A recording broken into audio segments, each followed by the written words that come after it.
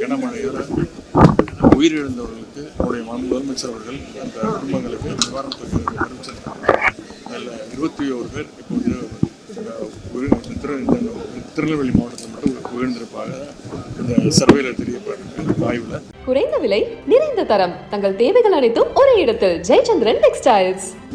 அதில் முதல் கட்டமாக இன்னைக்கு 11 பேர் அவருடைய குடும்பத்திற்கு 5 லட்சம் ரூபாய் நிவாரணத் தொகை வழங்கப்பட்டிருக்கு. அது மட்டும் இல்லை ஒவ்வொரு இழப்பிற்கும் தகுந்த மாதிரி இந்த கால்நடை இருந்தவங்க வீடு இருந்தவங்க அப்படின்னு அந்த சர்வே எடுக்கப்பட்டு முதல் கட்டமாக இன்று பல்வேறு நிவாரண தொகைகள் அளிக்கப்பட்டிருக்கு.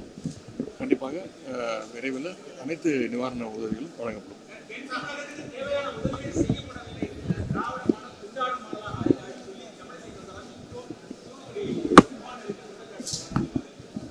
அதுதானே செஞ்சிட்டு இருக்கோம். அதுதான் நம்ம ஒன்றிய அரசு கேட்டிருக்கோம். முதலமைச்சர் அவர்களும் தொடர்ந்து அனைத்து நிவாரண பணிகளையும் செஞ்சுட்டு அறிவித்து அதை தொடர்ந்து கடந்த 10 நாட்களாக அனைத்து அமைச்சர்கள், அனைத்து மக்கள் பிரதிநிதிகள், நாடாளுமன்ற உறுப்பினர்கள், அரசு அதிகாரிகள் அத்தனை பேரும் கருத்தெடுத்து செஞ்சுட்டு இருக்கிறோம். இது தேவையில்லாமல் அரசியல் பேச வேணாம்.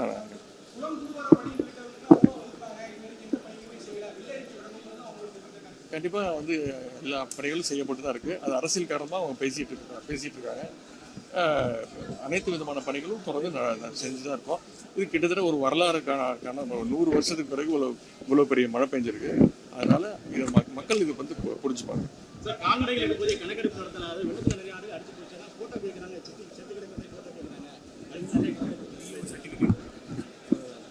மாவட்ட ஆட்சித்தலைவர் சொல்லுவார். அது விஏஓ சர்டிஃபிகேட் இருந்தாலும் கண்டிப்பாக அது நிவாரணத்தை கொடுக்கப்படும்.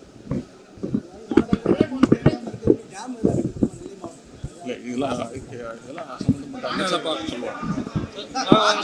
மாங்குள கிராமத்துக்கு கிட்டத்தட்ட 5 நாட்களா பொதுமக்கள் எதுவுமே வெளியே வரல. அந்த சாலை 10 ஆண்டுகளாக ரொம்ப மோசமா இருக்கு. மக்கள் வெளியே வரல. பணத்துல அந்த வாகனத்துக்கு 150 ரூபாய் கட்டணம் வசூல் பண்றாங்க. பஸ்ல 22 ரூபாய் தர கட்டணத்துல 150 ரூபாய் வசூல் பண்றாங்க. என்ன மாதிரி இலவசமா வேன் அதுக்கான வேலை வந்துட்டு இருக்கு. இலவசமாக வேன்ல அனுப்ப அரசு பேருந்து செலவு முடியாதுன்னு சொல்றாங்க.